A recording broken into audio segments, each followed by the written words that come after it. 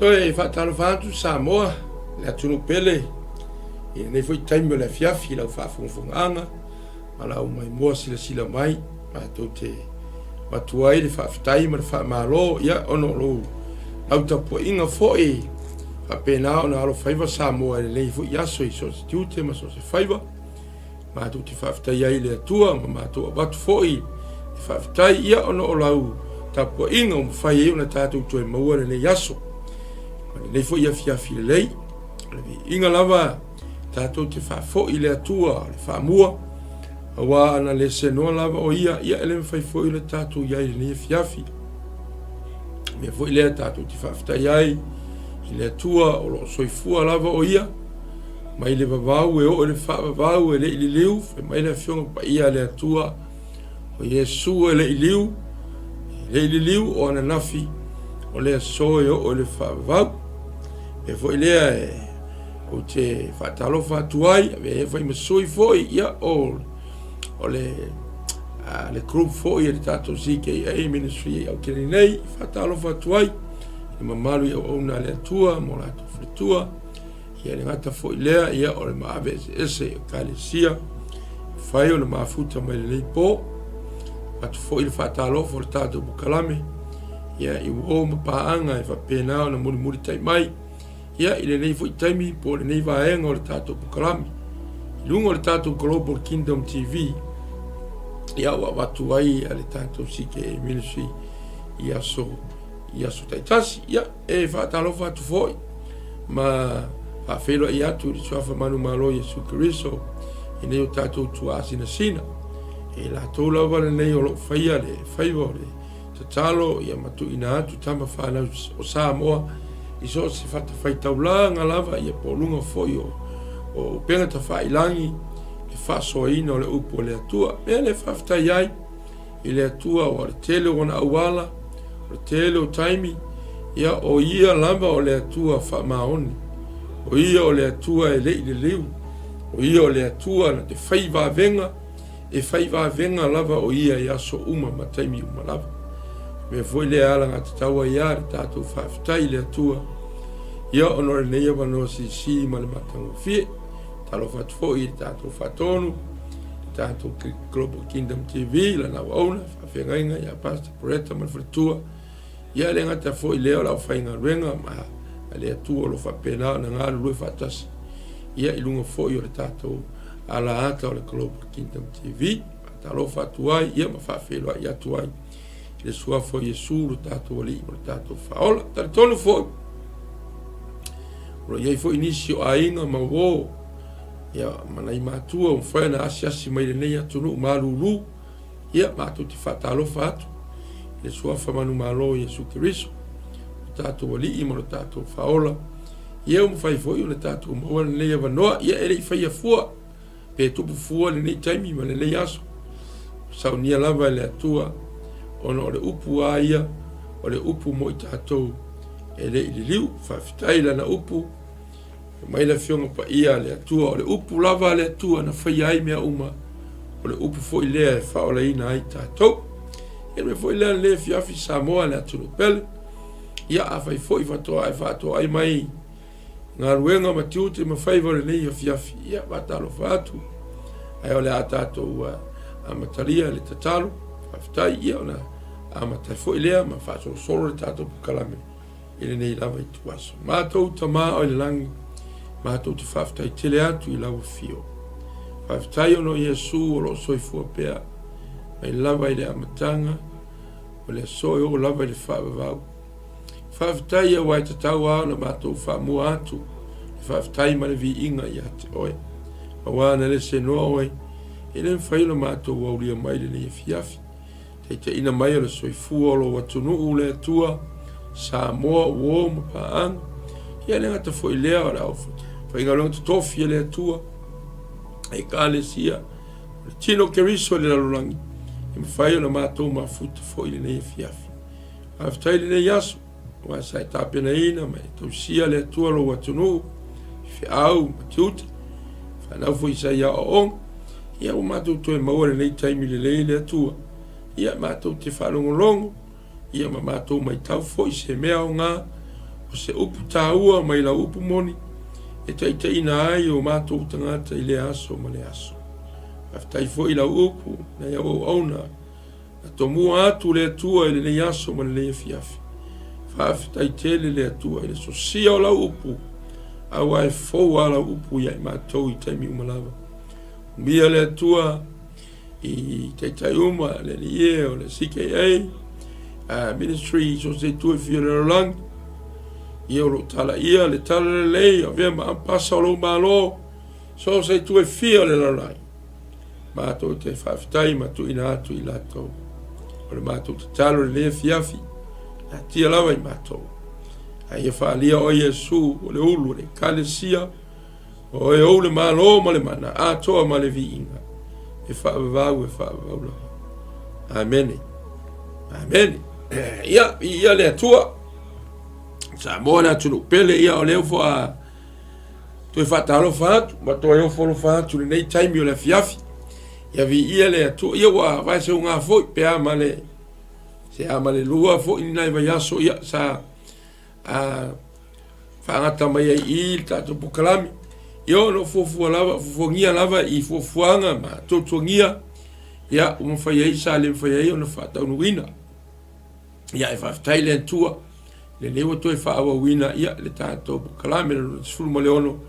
I le lei fo ia fiafi ia vi ia le atua lona le lei malona alofa.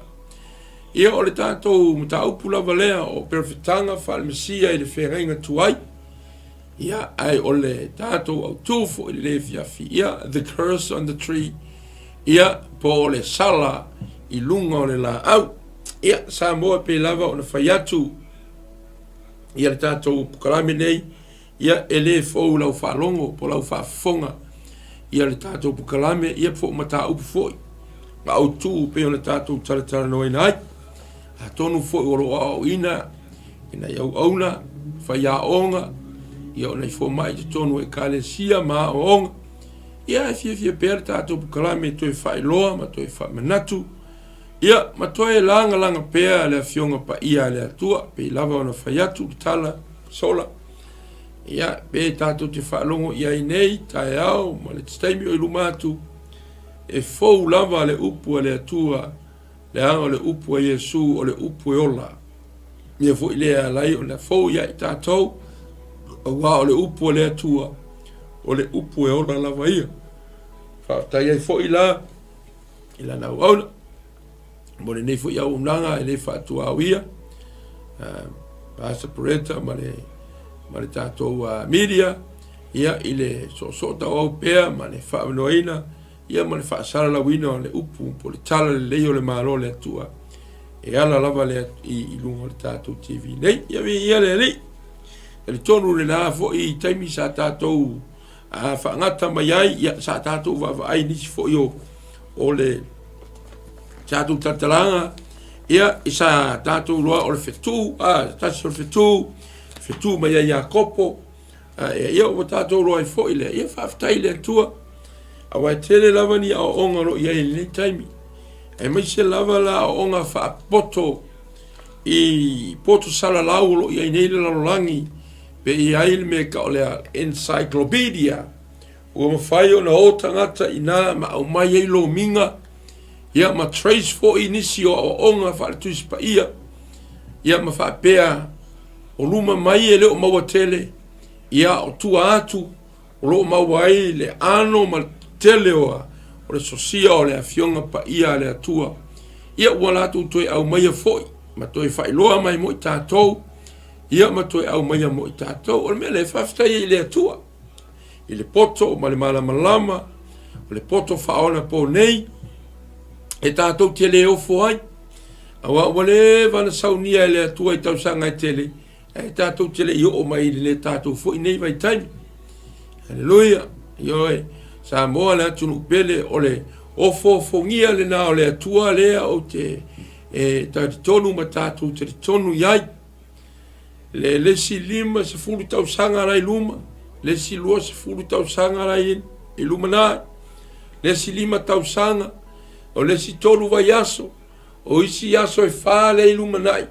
Wa leva o na fo i mai ai ma o lo iai le palena le atua ina ai le yo iai tātou ia e mo i lava ia le tātou tilo e lunga le YouTube ma le tele o meo news whaasaralau le larolangi atoa ia ua iai prokalame ale larolangi po le poto whaala le larolangi ia o le o atu pea i le lua sa fulfitu ia ana le tausanga e lua sa fulu tolu sa fulu ia po o le lua sa lau fast food foi e o te fia mo le mawatu ma tau tino atu le nei e fia o le alava le umi o tausanga bo iai le fuafuanga le tangata soifua ia o se mea lava e taatia i malai i le silafanga le atua mai le langi tātou lava la ia na tau aso tau vai aso tau masina tau sanga ia o luma le atua e tutusa le afe tausanga ia ma le aso e tasi mai le vaenga fo ile ia ele apostolo wa fe e ali to fio mai ia to sia na ngai kala iso mai le tangata le tu mo sai pe ma fata tali malo sa le anga kusa ka usanga ngai ko ke foi mai ai po a fesa wa ia marka usanga kasi mane aso e kasi sa wa ia e foi la lo winga ta o tele me fai laso aleluia le asa o mea e o ani ta penanga le le yaso ia o le mea tāua nai lumo le atua e whaftai eila i le atua o ai peo na uwhai atu o tasi nei ma tā upu e tele na whetoso ina whaapau tolo o loi ona o le tele o a onga ua i lunga o le YouTube a o onga ia ele whapera o uwhai atu e le anga sa mo no ia ai ale a onga ia e te silafia e watu e le nganga pa ia e lo loto ia o le nganga o le a onga le leile na ma le tāua i si foi temi waka kau fefe ala kulunga on Facebook ia ua kele kangaka whai a onga wha sawara iai kongu lunga ole e sasilosi ngau kala ia ae ole mea moni lava ia sa moa le atunu pele pau a lea ole tuspa ia ole a fionga wha wina le atua. The only truth is the word of God, the Holy Bible. Me foi la le fiafi Samoa lo tatu talanoa i se mta upu o perfetanga fal mesia le fenga inga tuai. Ia pe ano faiatu telo tatou ia olo o ina na ia ona. Ni fa ia onga fo ni apostolo ni profeta tonu e kalesia tonu foi o mafutanga talo tonu foi o mafutanga fala onga fal tuspa ia. Ia fi foi tatu bukalami e to e langa ia mato e langa atu wa ia te mi foi le e o mai ai na o na tonu o moota foi i foi ai sauninga ia matono ia pe a ele moi o la que ma fa se me ai pe ai o ma ku lo o na ngalo ia le ia te oi a le o man fa matala si au fa fenga ia nei fo ia matau ia na uka ku e kalkala ngori nge fiafi o lo mawala le tato tusi fai tau ile eu tere nome o lo na tau pe luas ful tasi ia lo fai pe lu fu mal lua para lu fu luas fu mal toru la fai tawina apea a vai foi o se tangata ona fai se nga sala e te tau no oti ai o ia a o ia te ia le oti ua e whaatau fo ia te ia i se la au. No surtoru. A ua ne ia o ina lona tino i le la au. A ia tanu lava ia te ia i le aso. A ua whaafano ina i le atua. Le ua whaatau ina. Ina ne i le anga ai lo lau ele ele. O fo ina mai e Yehova lo atua ia te oe. E fai mautofi. Ao tātou fai tau iai ma tātou tilo iai le tusi fai tau. Ia ele mamao sau vai. Ina ua e tilo atu lava. Ma e fai tau atu iai. O le ata lava lea o Yesu le Mesia. taimi o le whenga inga tuai, po le taimi fo i o le Old Testament. Leo lo tu sia mai ai nei tusi. Teu te nome. O lo iai tu la fono ale nu. A tu la fono fo i ale nu o Israelu. Ia wa umona faa tulanga ina ele atua ma tu ina atu ia Mose. O le fisota inga ala le atua ma Mose. O le fisota inga ina ia tausi ai le filemu. Ma ia faa tonu folau ai le amio ale nu o Israelu. Ia, mana tua foi Samoa. E leo tu sia o i tau te nome. E leo iei ni Samoa Manitonga, Manito Elau, Mangi Usila, Mangi Maori o iai. O lo tu silava e whati tau e winga i lona nuu po le nuu o Israelu e nuu na o mai le atua mai ai kupito. O le foi la o tātou tilo ma tātou vai. I tu la fono umaia ese. E iai le mafua anga e alai ona tu wina e le atua. Peira o le tātou fai tau le neia fiafi. I se fai tau fo i lea o le taimi na tupu i le taimi o le whenga inga tuai. Ia e peiolo o wha pēnā o na wha ata mai ai. Le ata o le Mesia po Yesu i to tonu o ia fo i whai taunga malana a fionga. A whai mai a Israelu a wha pēa e wha maonia le sala le tangata o na wasei tu la fono. O le mea la le whai le tangata lea. E le ngata ina whetongi i maa. Ina ia whapena o na whasalaina. I ora avera ia le whasa taulo pe whatau lungo le la au. A tau le foi la sa moa le atunu pe. O nisi whai mai o le sa taulo whato a tupu le taimi o loma. O loma. E le ilewa na la tau kankaina Israelu le na taimi. E fau nei. A le tau tere nome. O le whea inga tua ia le taimi o Mose. Te tātou tilo le iai. I le relate fo i o isia o onga ma le sa taulo. E le o le winga moni le o le sa taulo fo i lea. Ai o lo iai le winga lo loto o lo iai tonu le la au. Po le sa taulo. Lea la tātou te tilo iai le nei fai tau, fai mai. A fai o se tangata ua fai sianga sala.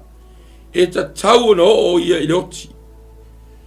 Ua whatau fo ia te ia i se la au. O le ata lea ma le whaasala lea. Ona ua whaamao ni ia le sori tula fono le tangata ang sala. Ia o tuaia maanga. A tonu fo i e fo ini tūmani a ngā Samoa ia i nāna po.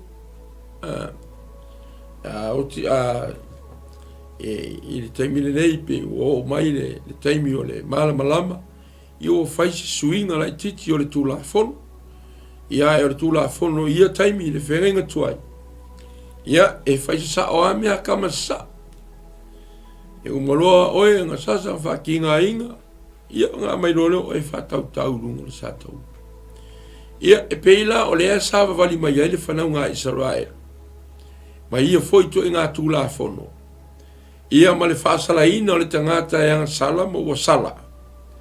Ia o tātou tilo ma tātou wa iai. O lo iai se mea tā ua i tonu i. I le whai upula e lua sifuru ma le tolu le iai whai mai. Aua ne i au ina lona tino i le la au. A ia e tanu lava i a te ia i le aso. Lolo winga a whai e whaatau ina se tasi lungo le la au lea. Aele i au ina le aso lea. Lono winga e te tau o na ave eselo na tino mai le la au. Ona o lea. Ona o lea aso. O lea e taua i le atua. Aua ne i au ina lo na tino i le la au. A ia tanu lava i a te ia i le aso. Aua ua whaafano ina i le atua. Le ua whaatautawina. E ese le series o le atua mo le tangata ang sala. I le taimi o le whenga inga tuai. A oa ina fina ngalo le atua whaatulanga ana tula fono i lona nu. e whaatūlanga lava. Te sila fia Samoa le nuu olo whapena ana lawi loa ai sara elu le lalolangi. It's called a holy land. O le lau ere paia. Po o le nuu paia. E tilo iaila i le mea lea ma le structa o whawina le atua matuina ia Mose.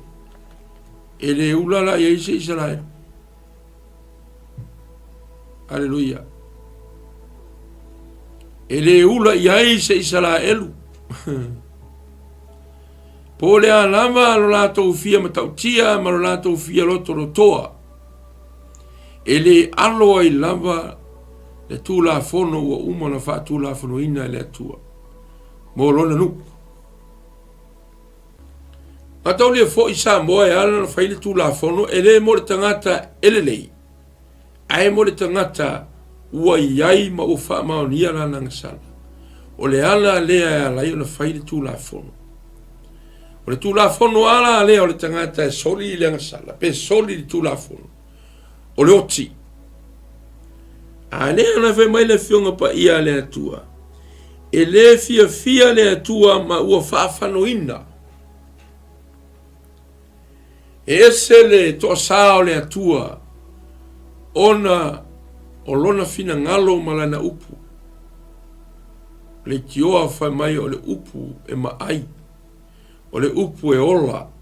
O le upu a le atua. O le tula fono. O le papa. O le saa mala. O le afi. O le vai. E matautia le upu a le atua. Loia. Pamaila ao ina whaatau tau te ngata. E le te tau o la o ina lona tino i lunga o le la au lea. Pamaila tau a wana whaafano ina i la tau. E le atua le ua whaatau tau ina. O le makua ino sia e le atua le tangata anga sala. Whaamaunia. Ono o le uoti i lunga le la au. E le fia i ai le atua. Hallelujah. Aisea fa maya ua fo ina maya ina ne ile hanga ai lo ulau ele ele u fo ina mai Jehova lo watua ia te oe e fai monu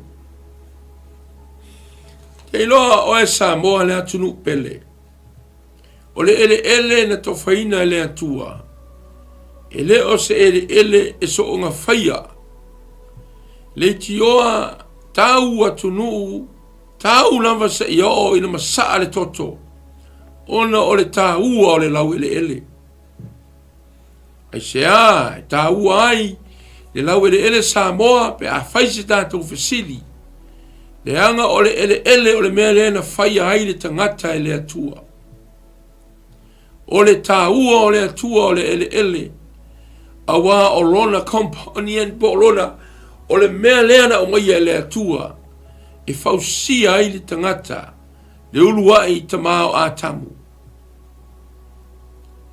e ta uala ele atua le lau ele nono inga e tele a whaamnianga le atua e whaamanui ai le tangata na te tausia le tula fono maana polo inga a o iai lunga o le lau ele Hallelujah. Le anga o Israelu o le nuu wa tofaina ele atua ma taua ilo na suafa le mena rena tau ele atua o le nuu paia po le lau ele paia na mia foina ele atua Israelu ia aua ngei ka alo i mea paia ele atua e uia o le dirt it's dust, it's rust o mea uma iai ai o le lau ele o le lau ele o whaamnianga le atua. Mele le no whai atu Samoa. O ewa ai tangata manuu da itasi o asio tatu atunu Samoa. E matua tau ama vevesi a inga manuu. Se i ho ai na masaa le toto. Ona o le tā ua o le whanua. A no fwai le tangata anga sala ai e whaia ia se mea ele anga i le whanua po le mea olo iai. E makua le fia ale atua. pei o le tala na tātou vai. Le anga o le lau ele ele. Io e, na whaia ele atua, na whetalai e ele atua, a vea ele atua ma no foanga e no foai le tangata, na fausia ele tangata, mai o le ele pu lea ele tangata. E le ta mana o la, le tina whanga mano na file ngalo, e whaaleanga le tangata nga sala le lau ele ele. Hallelujah. Wai whalongo vo i tau sau suanga Samoa, e misia Samoa, a Samoa la turu. E maliu loa, pe o ti se tangata fo i lea o se kako a inga po se nguu. Ai o se tangata fo i lele, e se le feita i o tangata o nga, o le leanga. E iai la le tātou talanga pe o te tau suanga. Se whawhitaia ua otia kuai. Se ua mai maule ele na whelua ie. Se whawhikaia ua waku ai kam kikiringa. E uma mea a inga o ngā whaaleanga le kam kikiria. Se ua mai maule, le lau ele. O nisi fo i tau suanga Samoa, e whaapea. Se ua omo, e sele ele sere, savali, e soli ka kalea, soli aku i soli mai i. Lo inga fese kanga hoi le ka. E fia lo ai solo. E ne lo po fese la langi ma se la ele. Po se al so se la fanga ngo foi. O kala foi nga Samoa e fai. Ai mi se ka ku Samoa. O ia na isa tu to fitima. Ai ina to upu mani la to tala mali e fai ele me au ka ko sa o kala fa se o mai maule ele atua. Se o mai maule o ele atua. Pe o se tangata foi lea. E tātou te le fia iai ono ni ona winga. E le fia iai tātou mani me se wa ia fai. E pēna la o fai atu Samoa. Ona ole ele. Ole ele foi ali e pa ia. Ke lo oe. Le tio whaftai le atua i meo City Council. I le leo ino le tātou si o manga. Bere ngā e vai foi ngia kungu. Ke le so o ngā whaia ma e so o ngā koa se mea i le lau ele ngi. Ke lo foi o foi ai o tātou a inga i Samoa. Ona ole tasi lea ole so ole tasi lea resource e wha o ngā e le atua. E tātou te ola ai. Vi ele ali. Awa ana le ai le ele. Ele ma whai o na ola mai li karo. Ana le ai ele fai unga ola mai pa keka. Ele me fai unga kore i sara e ule saito ma ola mai. Ele me fai unga kore sai ngā le alaisa ma ola mai. Esia, ona ole ele, le tasi lea whaamnianga le atua. Lea la a oti le tangata la lea i lungo le lau ele. Fai mai lea i o le atua i Amosi. Wa aile ka ngaka oki le ngā. Ele ka kau o ngā winalo na tino ele. Aisea, leanga i wha leanga fua i ele. Longo inga i tau ngā mese. Mai le tu ngā mau. Ono langa sala o matu i au wha. Hallelujah. E ki o foi. Ai tilo ma tātou wawa ai. I le au auna a le atua sa vea ma so o Yesu o yuta le wha alata. Wha mai na ua ngona ia o se sele mea na ia whaia i lo tātou ali o Yesu. Yo ngā lule pule ro nol. Wha mai na ua pusisi ia. E wha mai na whanua lea wa. Ia ufa pena ona. Ma saa ai le toto ia po tulou foi. I lona tino a toa na ma saa ai. Ona tō tonga. Ma ua wha lea ngā ina ai le whanua lea. Ma le lau ele le wha mai a. Na wha tō ina ai lea. Ke loe, we must be respect the land that you own, the land that you stay on and you working on. Me foi lea, au kako iei foi leia tunu o New Zealand. E tātou lona ava ma whaaloalo i whanua o nei tangata Māori. O lo tātou no nofo ai ma whaonga, e me se mo me o whanua fo iei tapu.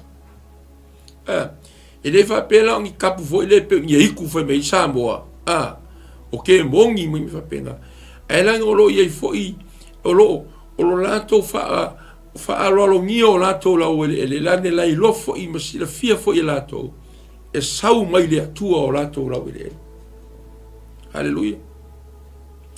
a faila wa leo ina le tua le la wele ele ona nei tangata fa pena fo Samoa ia o mela le alinga tutupu fara vela ai le fa pe o ngia iku wa fa ale anga ina ai ka ko matato la wele ele le ai o le mano le kasinga mea ia elo ese le fa alo le tua i mea na ia faia o le la wele ele te elo ono o le tangata le nga lue ai manofo ai ma va ai le lawe ele o le mele na ese le fatu mutumu ele tua e lona fina ngalo o le lawe ele ono o oe le tangata ma o no pe o Israel no taua le lawe ele le foi le ka ke lo fa mai na o se le tangata o se le tangata i atamu o tatou rua i matua atamu ma eva i le fa longo ma le usita i le polo inga ma le tula fono le atua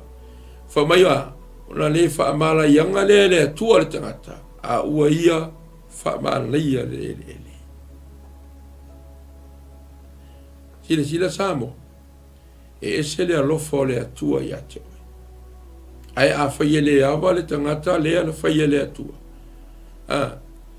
i le atua i mea na ia faia ma mea na faia le atua ia whaafonga le tala le awa e whaafanoina le atua le whaiupule na whaafanoina le atua le tau le la au ona o le lau ele ele ua whai mo i la tau le tofi o le lau ele ele le atua se vai ka ua na le atua ngi mea his body shall not remain overnight on the tree, but you shall surely bury him that day, so that you not defile the land which the Lord your God has given you as an inheritance. For he who is hanged is cursed of God. Me foi la le Samoa, mana ye yo nai pe fitanga falmisia le kakoloa. O le ala se mea onga, o le ala se mea taua, o le ala se mea lo kako vava ai atu ia i. O lo tu mau pea ea le ita o le atua ono tatou se mo tatou ngasala. O lo fa pena ea o na serious le atua ono se, ma mea le anga tatou te whaia. E wha tau tau ina i pea ea tatou le leitu la fono i lungo le la au. Ma wha whano ina ai tatou. Ia sa mo o le toi liu lava o le tofa o le whaata. I le whape o whaia ne tatou pu kalame, wa atoa le polo kalame, o seisi wa atoa ia pona i tangata Israelu wa ova le leang. Ai o le upo le atua, o le ai wha manatua i tatou, o le a ese me le lei, i le wha pula mai o le whenga tuai, e ala mai le mesia, lo tatou wa lii ma lo tatou whaola. Tako kilo le tua ma tatu tue vavai. Ile moli mau mai le kale tia na e tolu fai pesfulu tolu. O te fai tau ina fa pea mo i tato. Kala tia e tolu, haolona fai upo pesfulu tolu. Na fa tau ina mai i tato e keriso ai le fa whanonga o le tu lafon. Ina ua fa whano ina o ia mo i tato. A wawa tu sia, e whaafano ina i lato uma o e whaatau le la au. Ina ia o ile nu ese, le manu ia o apera amo ia ke riso Yesu. Ina ia tatou maua le whaatotua, le mea na fola ina, o le anganga pa ia lea. Sa moa le atunu upele. Whalongo fuila ia kalatia e pena, tusi e tuele apostolo Paulo e kalesia. Toi fa manatu tu ela apostolo fa maya na fa ta wina mai tatou e keriso ma le fa fanonga le tu la fono le na fa awau mai pea se yo ele taimi na fio mai Yesu pea ma le lua afe tau sanga ua talu o tuana ine na fio mai ile o le Yesu ma toi si mai le apostolo ma toi failo atu ia kartia. Le anga sala na whaatawina mai ke riso ai le whaafanonga. O le tūla fono, ina ua whaafano ina i lato. O le ta si mai e l'aposto. Le ana tātou whaitau i e whamea. Whaafano ina e le atua. le toa sao le atua i le whengainga tuai. O lona wha maoni ia na wholofolanga ia Israelu ina ia whaolaina o rātou tangata. Ina ia maua i lātou le me ta o le ola ma mātatau i lunga le whunga ele a olai. Whamai i lea la whaafanoga na whaahali mai ai e wha maoni o le atua ina ua maliu mai Yesu whaatawina sfulu ma le tolu. Ina ua whaatawina mai tātou keriso ai le whaafanoga o le tūlafonu. Ina ua whaafanoina o ia mo i tātou a wā ua tūsia. E whaafanoina i lātou uma o e whaatautau sa i le la au. Waila sa moa le atunu pera mai sisila. Whaafitai le atua. I le o tūma wai le to sa ia ma le ito le atua i le whengainga tuai. Aisea, le anga i eile mea le ua umana ta pena ma saunia le atua i le whengainga fau. Ai o le au ngā o le mea le na tātou whaitaua i luma le tusi tau tene nomi. Ia tātou tue whaava aia i le vālea. And from now on, to the time of Jesus coming back. O tātou sāwa vali ea, e tusa malana fionga paia. O oe maa umai tātou umana. E whasiri ala le tangata ia ia te. Ai te vaai Samoa. Tātou watali tonu i mea umawhai le atua. Ai oisi, e lātou te le tali a ina lava le maliu ke riso mo i tātou. O lo iai alea o onga le nā, e pei fōringa mai. E te ena pea inisio kirisiano o le maliu Yesu e le mo kākou ai mo Israel po le nu o le atua.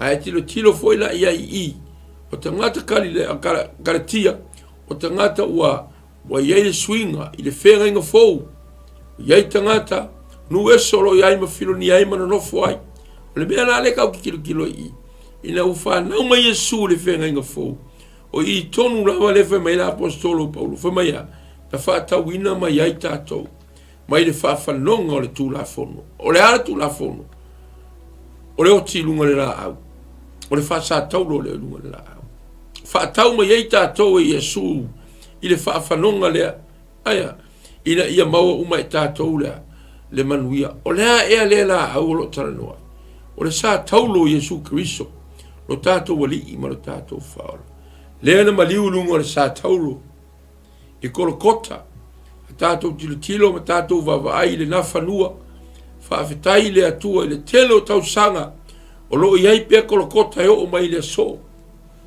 tua atu o le pā o le ai o Yerusalema pia e asiasi e o nisi o malanga iai ma lātou vavaai iai ia o ilunga atu la titi lava o le mea le pastop ngai ngā Yerusalema ia kolokota po Kalevaria o i le sa tauro lea o i lea na whaatawina mai aita ua keriso Yesu mai le whaafanonga le ngasala so e loko iei langi e o mai le taimi o Roma sa whaawau lava nisi nei o whaasalanga ai na o le taimi o Yesu o i ngā ngata ai ia whaasalanga wa leo toi whaia e o mai le aso le nei ai se le ana te tau lava o na fulfio whaataunuina e pero fitanga whaal mesia le whenga tuai se ia whaataunuina le te whenga fau leo wha mai whaamaunia mai le tusia la apostolo Paulo ia Galatia o whaatauina mai tātou ia keriso Yesu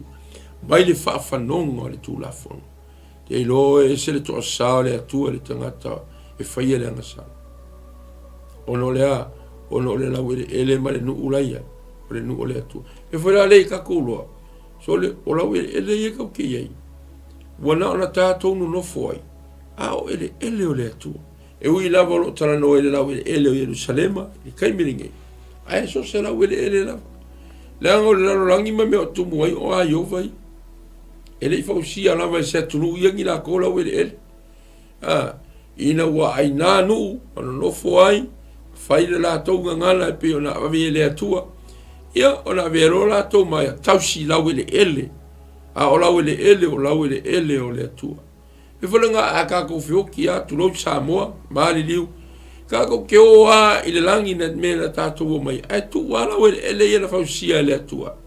E remain i le mea wa umana ia whaatu lafanuina. E ta tia i le lau ele. Whala le whaafta i le nau. Whamaya. Le anga wo whaafanuina i lato uma. O e u whaatau tau i le lau. Si. So se kanga kai whakau le lau pio tūmanga. E whaamaunia loa. Le anga sala. O le kanga kai kau le lau. Tangata na tau le lau whamaya. E whaafanuina. E ino sia. Aku i se si upu le upu. So se kanga kai kilo ia i. Kanga kau mai. O kwa ingo sia ai kanga. Ingo sia la ko ino sia le atua. E va ai la oi. I le lofa. Ma le lofa tu no le atua ia te tato. Lea na fa mai la apostolo o Paulo ila na tusi kaletia. Ua whaafanoina ma ua whaatauina mai tato Yesu. Yesu le whaatau tauina i lungo le la au le sa tauro. Ina ia whaatauina mai ta ua. Mai le whaafanonga o le tūla fono. E fo na le a tato ola lewa i taimi. O te tau na tato ola le tūla fono Yesu. O le alofa. Ia tato alofa atu ia Yesu mo tato loto atua. O tato nganga atu. O tato mafau atu. Atua mo tato malosi atu. Aisa. A walanga foi o ia na mua ia alofa mai mo tato. Le ufa maunia. Fe mai le upu le neipo. Fatau tauina o ia ele satau. O lea whawhetaia i le atua. A wana te rei tawhia ina lonara. A ua maliua e lungo le la au. E whaali mai e le atua. O lo uto asale wa kaunga o ia oko. Israel. E maise le lorangi atua. Ai ono Yesu ke risolea. O ia whatauina mai tātou. O le mea lea. Ua maa ngalo ai tātou. O ua maua i tātou le mea na wholafuraina. Ono le tātou whātua tua ia Yesu. E se le matanga o fio le upu le li. Samoa. Biforinga vo i le le pasia ia ka ko fai kau. Ia, tātou wharongo vo nisi taimi. Ia peona o fai atu. Ia na i mea anoa lo tau whaine au na le tua. Ia. Ma fai ia onga. Oi lava. Lato te au ina. E wha matala ma whai lo mea. Ai, onga kei de vo kaimi kau ke pisi. I ngaluenga o tiute.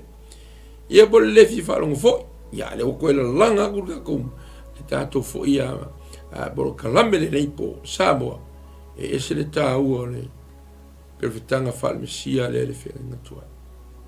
E fo ele ia awani o tātou whangaluina. E iai mea sili saunia le atua mai le taimi o le whenga tua. Ia whailoa i o tātou taimi mene o tātou wangate. No inga. O ngā fo ia te tātou se le sona le fiafi. I le ngata i ne tātou i loa. E ese le lofo le atua ia te tātou. Le melena rua i au mai ai. Tu la fono le taimi. Sara elu ma le whenga tuai. Me le tala le tu ispa ia. E whai o ia ma le tu la fono. Whai ma tai te tama. Se o ina afio ma Yesu. Una tātou ola role ia Yesu. E foi lea. Samoa. O se. Lui tau foi mo tātou. E lo te teimi tātou te toe. So ona. Whai ai leo langa foi lea. Whai mai ei lea tua. O le whenga tuai. O le teimi o le tātou vava i atu ia Yesu. Samoa e le toe fio ma Yesu. Sesi teimi koe maliu sa tauru. Wo uma o le maliu. Wo uma na whai a Yesu. Paula leo le mea le whau tātou. O le tātou wola i le whātua tua i aso umalawa. Ai sea, a walanga o le ola le te tau na tātou wola ai mo tātou soifu ai Samoa. O le ola i le whātua tua i le maliu o Yesu. O uma na ia whātauina i tātou. Wa i le angasala. Fua le awangi e whērua i fua i le leo e ke guilty. You always guilty. O le angasala ma le mesa se nga whaia o fia kausanga. Ale ngai ke halo ilifa e hala ngai fa penga onga wa e ke le saina ma e taliaina le alofa tu no le atua e ala ya ke riso Yesu le foi mai tu se karatia o uma fata wina i ta ua Yesu vai e ye ma se apostolo mas perfeta fa ka ua ma ta ua mai le whaafanonga lea tala no mai le tusi pa ia. Pe o le whenga tua. Aoi, o lea tua la vai. Me lea, e malosi mai siri lea tua, o lea na te wha ato taina I tātou, lea ngo lea fio mai lava lea tua, wha tauina mai tātou. Me lea e ola le wha tua. So ia ke ola kilti, ola ia le ngā, ma fau, whea lua ia le ngila rolangi, ea I waka kau o na, ma sui sesi step sa moa, waka un kaku la luma, mga umia salambo, ma le wha maon, e le o le salambo fo I le kangi, a whaile wala au, ai o le wha aia ko kangaka ma kua I sui mo I aka ua, wa e furi tua mai le kele o mea sa leanga ma fai, o mea ka o le salambo, o le sui o lo ma fau, a whai o se kangaka sili o kala pelo, ia, wharongo ka kasole, o la kaya sole mo ngana mai ia sole le tuspa ia mwhamarosi. O sea, walesi mea ta moa le atu no pele. Ia, wao ngā fwere nia fiafi. Tātou wharongo ia le whaitaunga mai o le whenginga. Tuai le tusi lea, le tau tene nome. E se le tā ua o le atua mea na ia whaia. Aleluia. O whamai e whano le tangata, whatau taurunga le tā tauru. Whamai le ia avera I lalo le tino le ngakanga. Le anga ia. O le aleanga I le lau ele lang, o le alau ele na whaia le atua. O le tofi po le nuku Israel. Aleluia. E fo ele kaku kilo ia o lo whaia pere ngā mai kai. A le ala na whatawina mai tātou le toto. Whatawina mai tātou Yesu. I lona maliu lunga le la au po lunga le sātauro. Mo whai whatawina mai ai tātou. Mai le whaafanonga le tūla whono. Ina ia oti ai. Le ala whaafta ia Yesu. Pio na uwhai atu. I lawa I lea maunga. I le mamau atu ma le me po e pase I Israelu po le pass stops. Ia olo ia ila le maunga lea. Po le hio. Golgotha. Ia po Calvary. Olo ia ke mingi. Le wha mauna fo la whionga pa ia le atua o I kau Moria. Ia na ave ai e Abraham no tari Isaako. Ina I whataunuina ai le taulanga. Ia e to saunia le atua le tamai ma moe pio le iai fo I le nā tala le iai le swafo le atua o Yehova Israel o le atua na te au mai. Samoa, e se le ka ua mea I le whiong pa ia le atua. E le whapeo whenga inkuai o kako le koe fia le whaitau. Nanga o le whenga intuai o lo whai lo mai iai mea I lumo le whenga inga fo. O lo mo le mau le situsi kalanga le tusi pa ia, I whemoni maua I tusi. No inga, ono Yesu, o ia lea o le fulfeminga, le tele o perfetanga, e peo na tātou iai. Samoa, e se le tā ua, o nei mea awa a tātou vai, pe foi la mengi o la wele ele. Pe ana o whai atu se tala whata I le tā ua, lango le la wele ele, o le tātou whaamnianga lea. Pe le whamanuia ai lea tua ia Israelu, e whaile nu ulea mautou nu whaamania. E ofo le whaamnianga o le tangata e awa I lon tamama lon tinafa mai. E wha lewa o na aso I lungo o le lau ele ele. Lo inga o le lau ele ele, le tasi leo whaamnianga le atua mo I tātou. Po le tasi lea resource le atua, ia e whaonga ina I tātou, ina ia vi ia elona tama. Hallelujah. A wafo I anga le ele lau ele ele, ia e whawhea o nga kupu me. Ai o le lau ele ele, o I kako ke wa ai lea, le matango fia o le atua. Me fwe la lea. Ia oa mai lau lau ele ele. Hallelujah. Oa mai lau ele ele. O tausi le lei lau ele ele. Tausi le lei loto. Tausi le lei mafau. A wāleanga o oe tātou na whaia le atua mai le palapala. O le palapala, le tasi lea whaamnianga le atua. Mo I tātou. Hallelujah loe.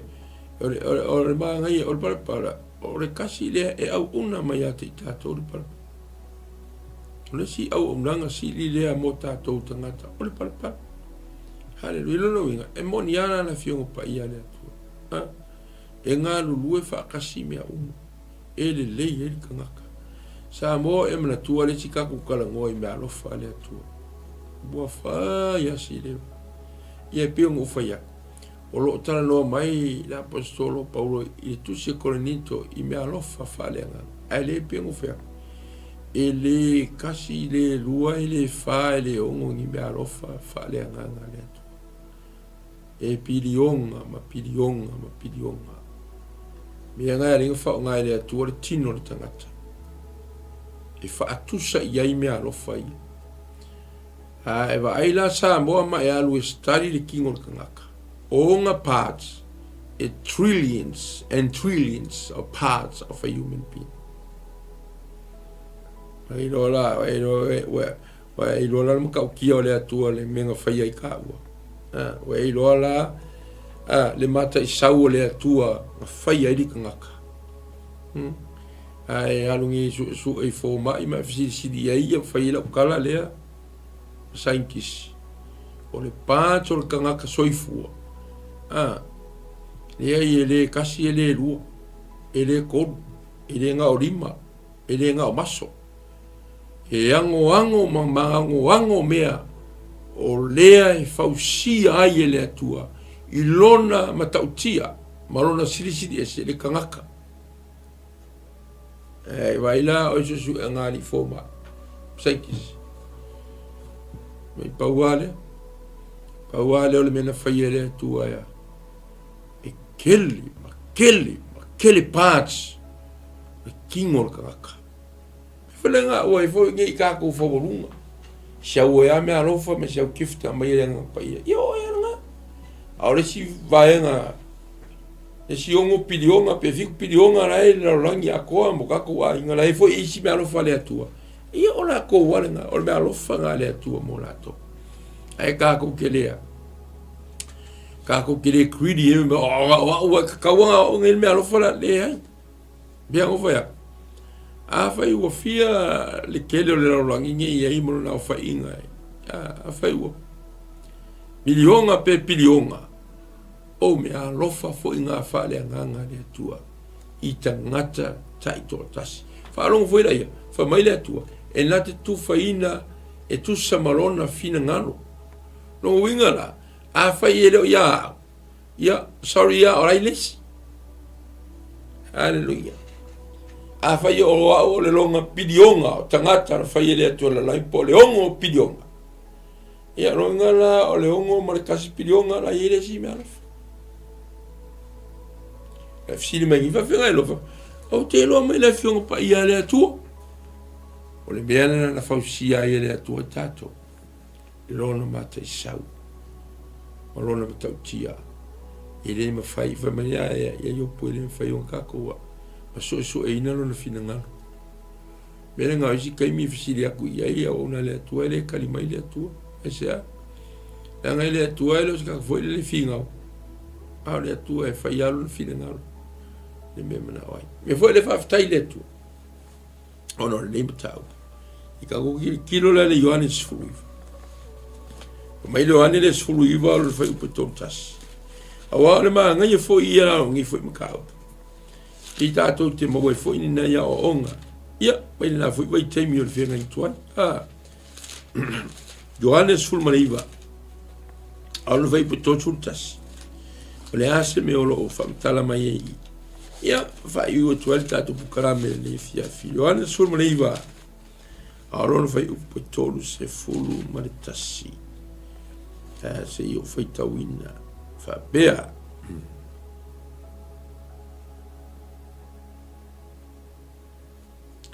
Johannes Sumriva tutto tasi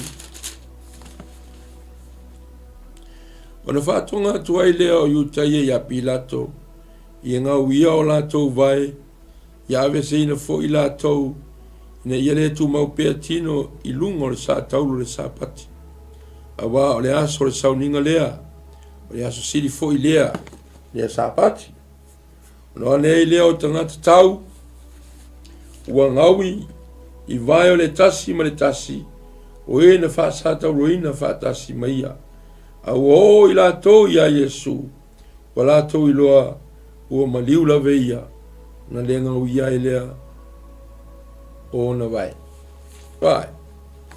E la fe mai ani. Sia mako kula fongo nga. O le tatou tu la fongo nga. E o lola wala kala kala o te me sapati. Ia wa kaulona me se la to mo sato. Lo ni fori nga mai. A fasa taulo e kala ka te me sapati. E le o kaimi e le wa kaunga ve se ai. Hallelujah. E lo ngol me foi le na o i no so. Ala ngela nga o mai ia Yesu. Ia la fa mai fita ia e o ku nga wi vai Yesu. O maliu. A o ngai fita i o ngai pangkai ko rua le nga wi. Pa ala nga wi fa oki. Ia o kunga. Ia o kau mingo ia ngai usongi. Ia o Yesu. Me atu maliu tu ina tu ilo na. Me vole monia fa mai ia. Tu ina tu e ia o ia fai mo tatu sui. I lungo le la au. E sue o ia lava o le atua e fa maoni. Samo. O ani mea lo e ui ai le neva yaso. Hallelujah. Ia e lo e fa maoni lava le atua i lana folfola. E tali fo i le atua. Pe a tatou fa atua ia te ia. Samoa e matu se nei tau tinonga ne nei e fiafi. E se mena tupu so matou a inga leo sa valia nei le lua vai aso. So matou uso sa maia le lipoti ala fo mai o le aso fua o le e le ora so fua le ana nafi. Ala so na fua atu o le si vai aso. O le aso le ngai umai luna soifua. I le ono i le taiao po le lima i le ono le taiao i le so fua. Ia o tala na fo mai matou whaftaia ngaluenga nei fo mai. Ono le latou fo'i tau whaina ia whaasauina le ola so matou uso. Hallelujah. Matou whaftaia le atua o ngaluenga nei fo mai. Eina wo i le pōle aso sale na malama le aso ngafua umelo no. Ia taifu le lima ma le ono ma le fitu. Ia o matou toi fisiringia mai fo mai ona o leo matou tilo atu ua amata ona tali mai le atua ai le ana pongi matatalo tatu ina atua ai fo i le uso ia fai mai le mara latou tala ina ia le lopenga i ngai kula e po i ngai aso pe kasi pe luku koe ai o tilava ia Samoa o tapena pengang lava na nai fo mai o la tou lava na ia ma rosi mo la tou loa o ia na ia la tou ngaluenga fa time mo nai fo mai ia ai len foi lava na tu ua e tatou talo le fo mai sili o ia na faia le tangata o ia umaloa fo fuanga le tangata soifua ia o ia lea na te tu mai taimi wale ai so tatou fa moe po wale ai fo ile se poto ma se mala malama ina ili fo ma talo pea umre aso e lua so ai la so tolu aso fa ia ai ma tu fsiringe fo i se la to lipoti tala na ili fo mai na ten tausi mai ia o te loa so to uso ia pe a mani na iva yaso ia Samoa la tunu pele tau tino atu le tau tia ma va venga le tua ele i liu Yesu ele i liu o na nafi o le soyo o le fava ia le o umala va yaso ia le o matou savalia le va yaso fo o lua i va yaso tala fia ia uma fai o na matou angangana mai le uso fai foi o na fangaina o ia e ala i me ai fo ia e fa e palu e la tou fa alu le tiu ia mo fai fo ona tala no mai e uina le manino tele a o ata ia o le fatu tua o va venga o le tua e le liu Samoa a o e fa tali e se tali fa aftai le tua o i fai a le na tatou tala no ia tātou whaola lena maliu lunga le sātauro, le lua awhi tau sanga. Lea lava o loo iai pea ona vāwea ngai o mai nei taimi ma le yaso. Ia, i lopo le nava yaso le nava yaso. Ia ole a whaatotoina ele malosi o se mato uso. Ia, ma e fuise tūlanga te ai tua. Ai ole tala Samoa. Ia e whaatotua ma e claim taulanga na whaia Yesu i lunga le sātaulu. I renga le kakou kau loko ai, pe tātou te usu ai pese whare lotu. Pe hao ia kakou tala whare lea ngā. Tātou usu ai pese. Aoro tātou whātua tua moni lava. Mai to tonu o tātou lotu. I le tatalo, ma le ana pōni tui nātu i ate. Whafta iei lai lea tua. O awhai rangi me olo e ui e nefi a whisama. Ua makuale o kala fo ngā fo mai. Wa e lo tātou nā o tangata. E le li miki o le tātou loa mo le tātou poto mo le tātou maruna. A o lea tua na whaia i tātou. La sila mai me whawhafunga mai. O lea ea sa tātou tala mai o tātou loto. Whea ea o iai lo kako o tangata lotu le aru so o lea sa. E fwe la lea. O le relationship al tangata ma le atua, o le meta ua langa. Sila mai le atua. A tonu e tutu fasiringia le kangaka mai. A whainga e loa se kangaka anga sala. Ke fasiringia. Ai o le mea le mana mi le atua. O le loko o le kangaka le si mai po o mo. Po o sao. Po o maoni. I le si ngā mai le iai. Whaia le atua. Ia, ana fufuanga i le tangata o lo ma. Ia, o se tau tingona na, a o iaia seisi o lo wha. Loto lua, pe moni, pe wha maoni. Trai le atua. Whata i tai a Yesu. Whai le atua. Me fu i lea o ia o le sātauro. Ia, o le ata lea o le Mesia. Whata u taua, le tangata, le anga, marenga sala. Teimi o le whengainga tuai. Teimi o Israelu. Ia, na fio mai lo Yesu. Fa tau tātou, ka kore koe, tau e lunga le la au lea. Aua tau ai lo tātou li whaola Yesu. Ma ave sea o tātou leanga, o tātou whale tonu. E o fo o tātou mai, wa ia ave sea lo na tino. Hallelujah. Me fole e claim le whatotua. Aua e ke claiminga i le mawhau whalotu. Vai tau tā, ai e claiminga i le mawhau le atua lea i ate oi. Hallelujah. Ke loe, sa moa le atunu pele. O lo whafunga mai le atua. Ale ke lo isi wale fi kalangoa i le atua. Hallelujah. Kalangoa ia te ia. Noi, lo whafunga mai o ia. Lo mana mai o ia he raso leo. Pio kaku kalangoa fo isi kaimi waru. Io isi fi kalangoa ngai alako u. Ngai alako whanga whao. Hui ngai lo le taratala noa i le atua. Ma ngā wakuroa ki isi kai whao. Au ngala alu ki sir kai fa. Hallelujah. Oso kong ka vale, pai tai fa. Life mai tatu tamala. Ele fi kala ngo mai ali man kai le ka. Kala ngo ya Yesu. Ya ngo fa au ka kala ngo ya Yesu pa o ka mi fa fi ka. Aya o me wo so longa le kala ngo ka mi kala ngo. Ya papi ma cat. Vi ele li. Kalangoi lau friend, ma lau girlfriend, kalangoi ia Yesu. E voi leo lo fa fonga o ia, lo fa tali mai o ia. Pero tanga fa Mesia le tua, le whengainga tua. Ia, fa tu mawina, ma fa tau nuina Yesu. Le whengainga fau, pio le tatou fai tau ia. Ile mamoli mai le kalatia le na, tu si l'apostolo, le kalesia kalatia. Ia o fai fo le mamoli mai mo tatou le ne fiafi. Sa moa, fa siringa marosi, fa le nganga mo e ne fiafi. Ia e te tonu i le la au whaatauina ai tātou i Yesu i lona lava sātau. Mātou tamau le langi whaaftai lau upu. Mātou whaalongo male manino, mātou toa a whetalai lau upu mo i mātou. Ua umane whaatauina mai mātou.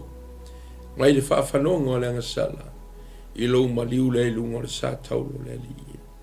e ata lava lea le atua o le sa taulo oi le feagaiga tuai ua e faatautauina ai o e lava o e le atua ona i matou ina ia saofaga i le manuia ina ia maua i matou manuia o uma le faamanuia ai moi faamanuia i lou atunuu faamanuia na iau auauna e foi se tasi ua suoto seneina lona loto lenei fiafi pukalame ona o lau upu tamae ia faia lava e tusa manou filegalo o ai latou loo mamaʻi lenei fiafi ua ou tatalo atu ma valau atu iā te oe matou tamae o le lagi o iesu e o loo soifua pea e faavavau pai atu paifo paiane o ai se tasi o maʻi e foi se tasi ua iai ni lipoti a nai falifo maʻi ua uma o lo latou poto ma lo latou malosi iesu e ia faauau e oe le galuega fai vavega ia i latou oui ni faigatā ma ni puapuaga i le aso tamae faafetai i lau upu ia avea lea ma taʻiala ma faamamā ai matou i se aso uma ona o iesu keriso e ala i le matou tatalo amene amene amene ia sa mo le atulupele e faamalosi lea le upu lea mo i tatou le tatusike i misi o kilenei ia faafetai le mafuta mai sualaulu lenei laoutou ona matamua mai au kilani nei ia soifua ia manuia le afiafi ona o iesu amen amen